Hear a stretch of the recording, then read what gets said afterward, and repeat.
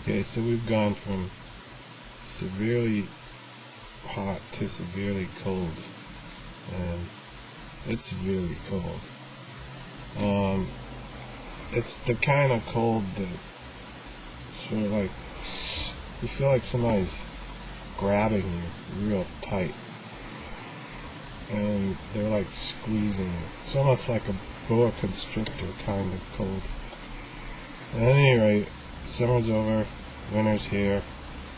It was 13 degrees last night, wind chill factor, but it was like something like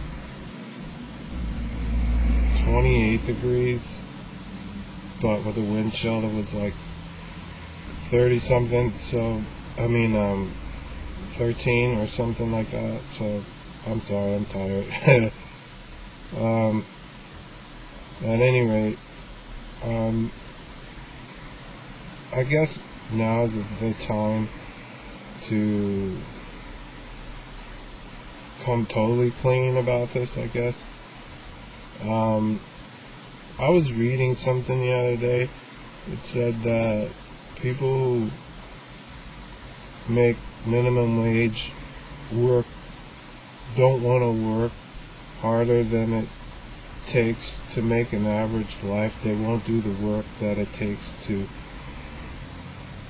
give them a better life. I think it's kind of stupid, actually. It was in some kind of minority minimum wage report that I saw online on how to get out of the minority, and it says that people who are barely making a living won't do the work that's required to improve their quality of life. I know people that work every day. They don't have any days off, and they're barely making a living. And they've looked for everything. They've increased their education. They've done just about. My brother's got 3 degrees, and he lives in an apartment in like an impoverished area. I mean, the people in the neighborhood destroyed the paint job on my truck by throwing brake fluid on it. Cops were all over the place, like arresting people. They egged my truck. They threw eggs at it and stuff like that. They broke into some people's stuff. They actually took the molding off of one of my windows in his neighborhood and tried to jimmy the door open and like hold the button down on the alarm. So he lives in a pretty bad neighborhood, but the man's got 3 degrees, and you know, the critics or the people who make up these stupid little sayings about people who make minimum wage, who are the minority, don't want to do anything to improve the quality of their life.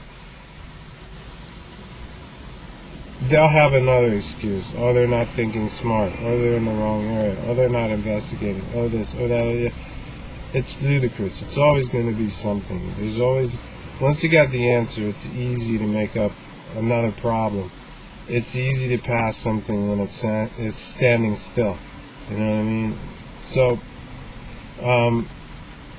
coming clean, yeah. Well, I work hard. Don't work smart because I'm not that smart. But I seem to have been gifted with a lot of stuff, like the phone I have.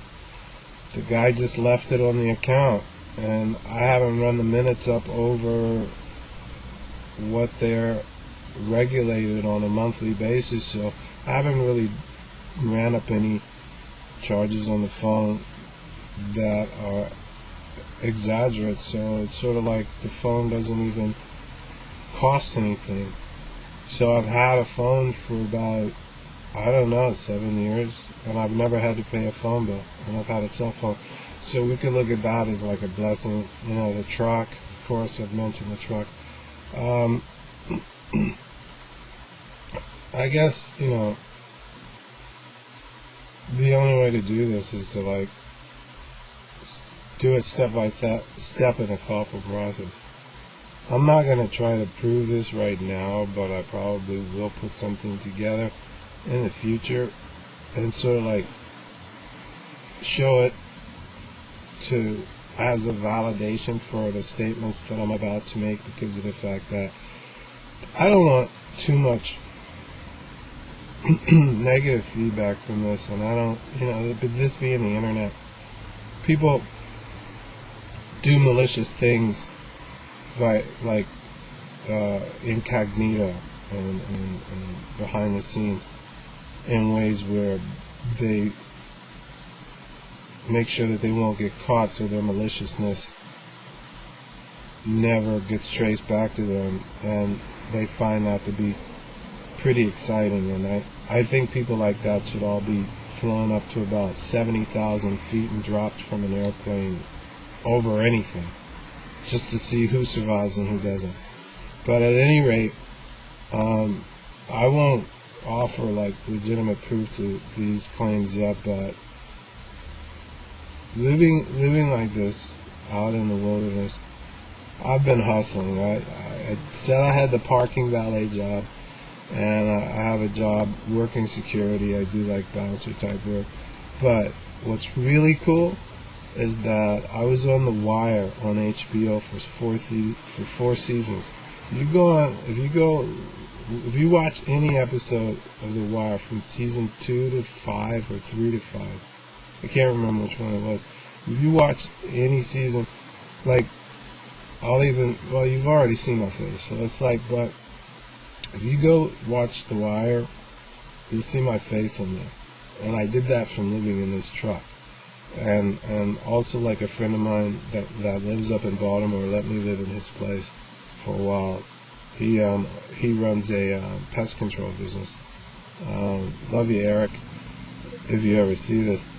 But I was on season like 2, 3, 4, and 5, or either 3, 4, and 5. I think it was 3 or 4 years on The Wire, constantly playing different characters. So if you look real close, you see me.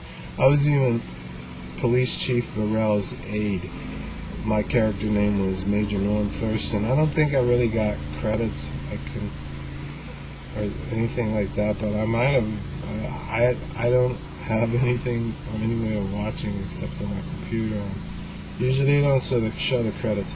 At any rate, I was also in the first episode of Oz, like Oz season 1, episode 1. I was in Shooter with Mark Wahlberg. I was in the Sentinel with Michael Douglas and Kiefer Sutherland. I got to ride around in the back of the presidential limo, mock-up of the presidential limo, for like 13 hours. Everybody thought I was George Bush, and they started giving me a finger. I was living in this truck, and I was going from opulence to squalid living, just in a blink of an eye. I mean, I went from eating like 3 square meals as an actor and living on a set, like working hard, like in the Russell Crowe movie when we did, what was the Russell Crowe movie? I'll remember sooner. But Russell Crowe came to DC into the movie, and on the set, I was eating like T-bone steak, salmon. I mean, we were getting fed lavishly, and I was eating like 3 heavy-duty square meals a day. But we were also working out in the cold. Like, I worked 12 hours in like at least 10 degrees, if not more, because it was called A State of Play with Ben Affleck. That's what it was. We were like working on the Roslyn Metro station, and it's like almost 2 football fields long on the escalator, and the wind was like blowing up all over us, and I was freezing to death. But that's how we worked, and we got paid well, we got fed well, and I came back and slept in this truck. I've been in a movie with George Clooney and Brad Pitt. I worked on The Breach with Chris Cooper. I've done a lot. I mean, I've got so many movie credits that I've done, and we're not talking like anything to be ashamed of. Or I know a lot of people consider extras to be like unessential